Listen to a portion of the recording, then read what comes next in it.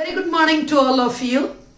आज एक छोटा सा टॉपिक करवाने जा रही हूं, शॉर्टेस्ट डिस्टेंस का एप्लीकेशन, और उस टॉपिक का नाम है कोप्लेनरिटी ऑफ लाइंस। आज के लेक्चर में सिर्फ 2 क्वेश्चन कराऊंगी।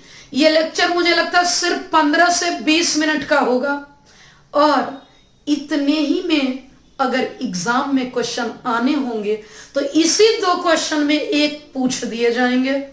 समझते हैं लाइंस की कोप्लेनरिटी कैसे प्रूव होगी।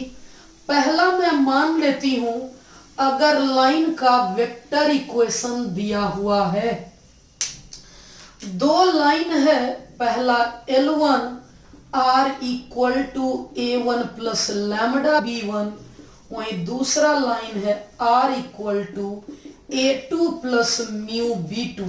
इसे कोप्लानर प्रूफ करना है। ये L1 है और ये L2 है।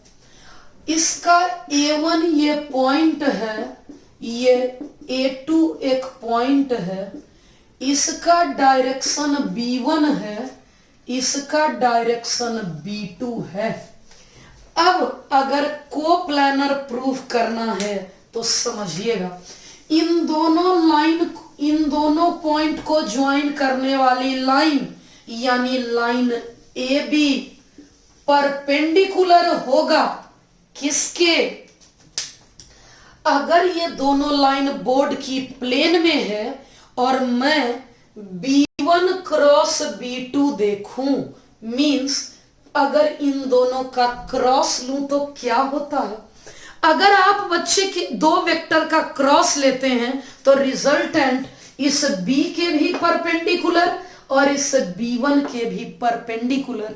मींस अगर 2 वेक्टर के बीच क्रॉस प्रोडक्ट लेना है तो उन दोनों के परपेंडिकुलर आएगा। मींस अगर मैं परपेंडिकुलर की बात कर लूं तो B1 क्रॉस B2। परपेंडिकुलर का साफ मतलब है डॉट प्रोडक्ट 0 होना, और अगर इन दोनों का डॉट प्रोडक्ट 0 है, ए बी मतलब फाइनल माइनस इनिशियल, ये ए बी है और ये B1 क्रॉस B2 है, यानी कोप्लेनरिटी के लिए A dot B cross C, इसे बोलते हैं स्केलर ट्रिपल प्रोडक्ट।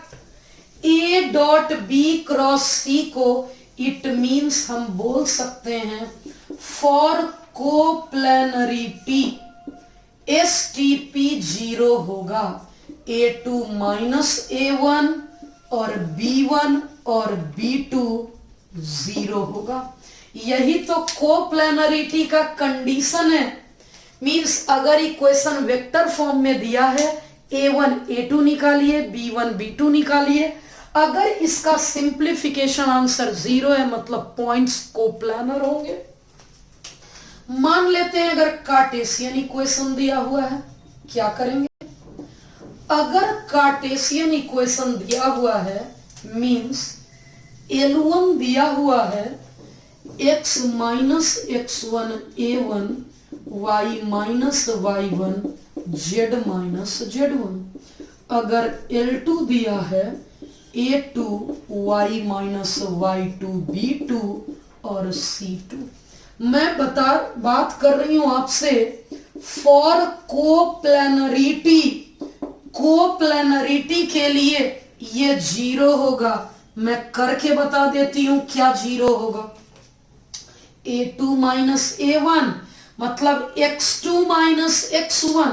यहां से अगर A1 वेक्टर चाहिए तो वो पॉइंट जिससे लाइन पास कर रही है x1i y1j z1 की।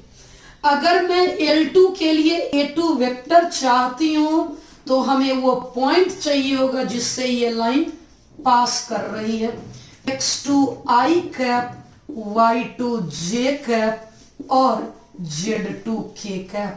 A2 माइनस A1 चाहिए, x2 minus x1 y2 minus y1 z2 minus z1। B1 मतलब पहले लाइन का dr, B2 मतलब दूसरे लाइन का dr, ये दूसरे लाइन का dr है। यही तो हमारा फॉर्मूला है कोप्लेनरिटी के लिए 2 पॉइंट का कार्टेशियन फॉर्म, अगर 2 पॉइंट में, अगर आगे आने वाले 2 पॉइंट में ये कार्टेशियन फॉर्म है तो कोप्लेनरिटी का कंडीशन यही होगा। समझ लेते हैं यहां कोप्लेनरिटी के लिए सबसे पहले तो मैं स्टैंडर्ड इक्वेशन लिख लेती हूं, x minus x1 y minus y1 z minus z1। Line 2 का लिख लेती हूं, x minus x2 y minus y2 z minus z2। ये L1 लाइन है A1 B1 C1, ये L2 लाइन है A2 B2 C2। अगर मैं बातचीत करूं कंपेयर करके, हियर x1 की वैल्यू -3, y1 की वैल्यू 1, z1 की वैल्यू 5, x2 की वैल्यू -1, y2 की वैल्यू 2 और z2 की वैल्यू 5। अब A1 B1 C1 A2 B2 C2 मैं निकाल रही हूं A1 B1 C1, ये A2 है, ये B2 है और ये C2 है।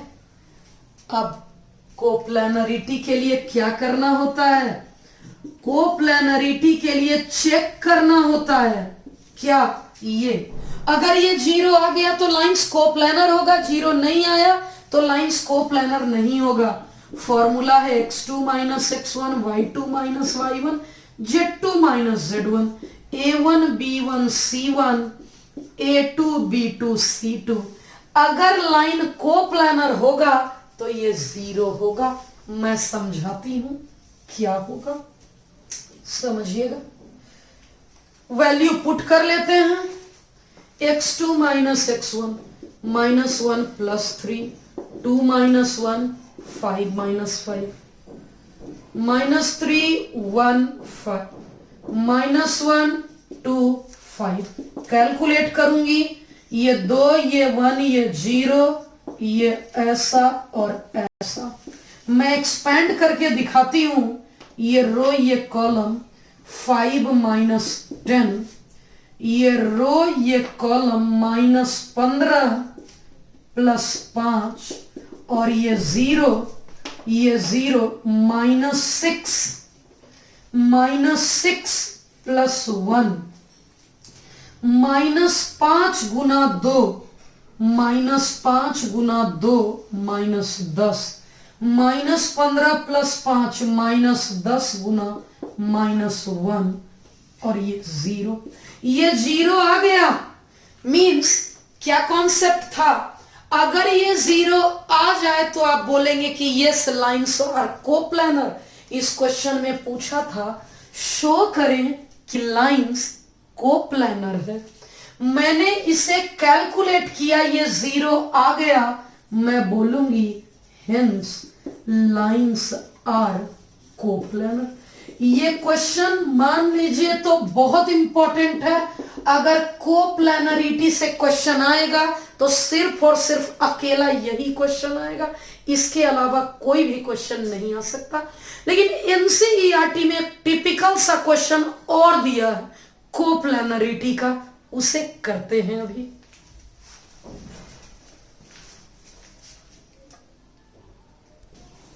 कोप्लेनरिटी से रिलेटेड एक और question, show that the lines this and this are coplanar.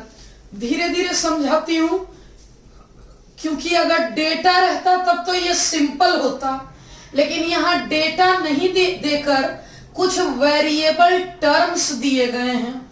मैं लिख रही हूं लाइन 1, ये है हमारा line 1, alpha minus delta A alpha A minus D alpha plus delta. मैं इसका कंपैरिजन कर रही हूं ताकि मुझे पता चल सके मैं इन दोनों को कंपेयर करके x1 की value a minus D, y1 की वैल्यू a और z1 की value a plus D.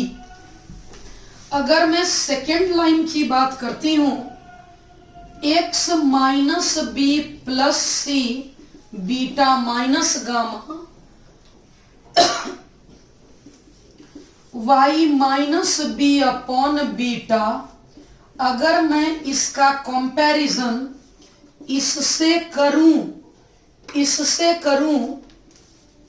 y minus y2 upon b2, z minus z2 upon c2। ये C2 लिखा है, नहीं नजर आ रहा है तो भी समझ लीजिएगा। अब इन दोनों का कंपैरिजन करके मैं x2 लिख रही हूं b माइनस सी, क्योंकि माइनस कॉमन ले लूंगी, b माइनस सी, y2 की वैल्यू b, z2 की वैल्यू b प्लस सी। यहां से पहले से है x1, y1 और z1, मुझे आवश्यकता है x2 माइनस x1, मुझे आवश्यकता है x2 माइनस x1, इतना माइनस इतना, इतना माइनस इतना, ये रहा, इतना माइनस इतना, और लास्ट z2 माइनस z1, ऐसा हो गया। अब पहले लाइन का dr of L1 A1 B1 C1, मतलब A1 के जगह alpha minus delta, alpha plus delta. मैं L2 के dr की बात कर लेती हूं। ये लाइन 2 के dr की अगर मैं बात कर लूं तो A2 B2 C2 means beta minus gamma, beta और बीटा प्लस गामा हो जाएगा। समझिएगा ध्यान से, कोप्लैनरिटी के लिए क्या पढ़े हैं हम लोग या क्या पढ़ना है? कोप्लैनरिटी का कॉन्सेप्ट है x2 minus x1, y2 minus y1,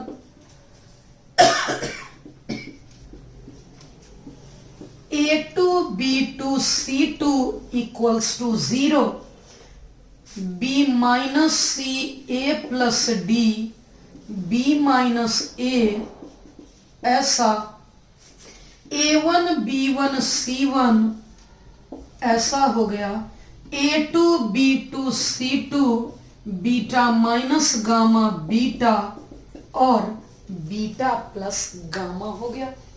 बच्चे ध्यान दीजिएगा, कोप्लैनरिटी के लिए इतना कैलकुलेट करूंगी, 0 आना चाहिए। अब प्रॉपर्टीज ऑफ डिटर्मिनेंट चैप्टर 4 में मैंने आपको पढ़ाया है। इन दोनों को अगर ऐड करके देखें, यहाँ अल्फा डेल्टा है, यहाँ अल्फा डेल्टा है, ये माइनस में है, ये प्लस में है। अगर मैं ऐसा करके देखूं तो शायद कुछ पॉजिटिव नजर आएगा। मैं इतना प्लस इतना करने जा रही हूं, b plus B 2b, minus C plus C cancelled out, minus A और माइनस ए, d और माइनस डी कैंसल्ड आउट।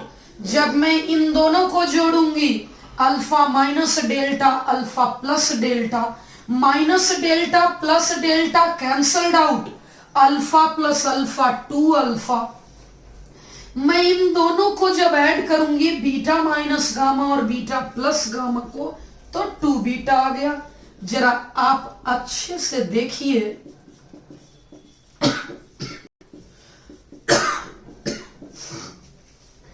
क्या कॉलम 1 इसका 2 गुना है? यहां हम लोग बोल सकते हैं कॉलम 1 2 टाइम्स कॉलम 2 है। ये कॉलम 1 प्रोपोर्शनल है कॉलम 2 के, इसलिए ये जो डेल्टा की वैल्यू आ रही थी वो 0 होगा। और अगर डेल्टा की की वैल्यू 0 आ गई तो लाइंस हमारा कोप्लानर हो जाएगा। यानी ये तो प्रूव हो चुका। मैं आपको नोट की एक बात बता दूं जो मैं पहले से ही बताना चाह रही थी। जब लास्ट लेक्चर में आपको शॉर्टेस्ट डिस्टेंस पढ़ाई थी तभी नोट की बात कर लेते हैं।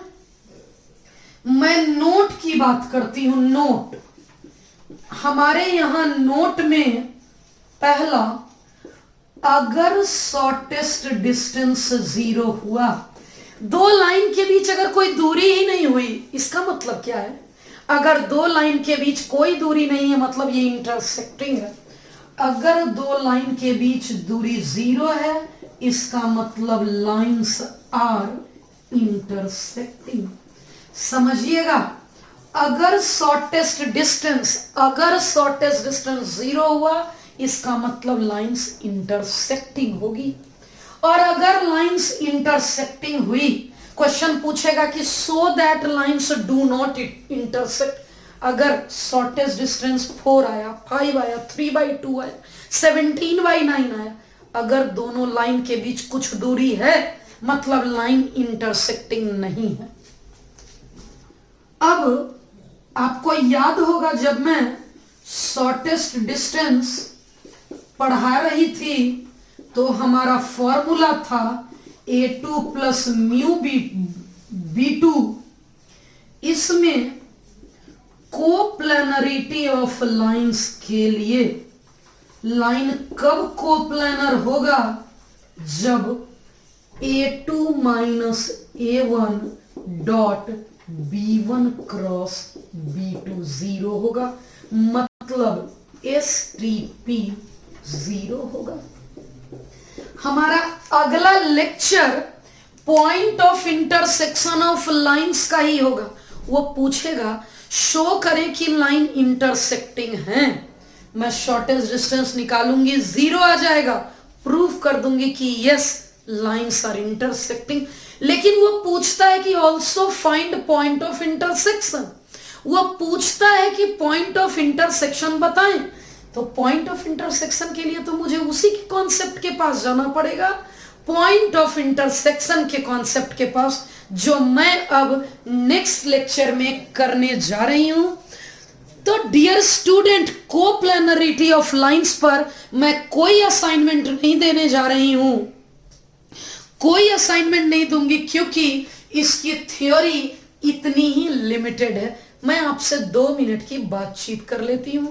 3D ज्योमेट्री हम लोग अब आखिरी 2 टॉपिक पे हैं। 3D ज्योमेट्री में 3 टॉपिक हैं, line, plane, mixed question of line and plane. Line में छोटे छोटे टॉपिक करके आपको पढ़ा रही हूं। अब 2 ही टॉपिक पढ़ना है, foot of perpendicular and images 15 minute का टॉपिक, और दूसरा point of intersection of lines, ये होगा आधे घंटे का टॉपिक। मैं नेक्स्ट टॉपिक नेक्स्ट लेक्चर में स्टार्ट करूंगी। आप बच्चे पूरे जोश और एनर्जी के साथ पढ़िएगा क्योंकि लोगों के मन में यह अंधविश्वास है कि यह बहुत टफ चैप्टर है, 3D ज्योमेट्री मुश्किल है। यह मुश्किल नहीं है। मैं आपके लिए लगातार मेहनत करके छोटे छोटे टॉपिक में इसे आसान बना रही हूं। जरा कमेंट करिएगा कि क्या आप लाइन समझ रहे हैं। Thank you.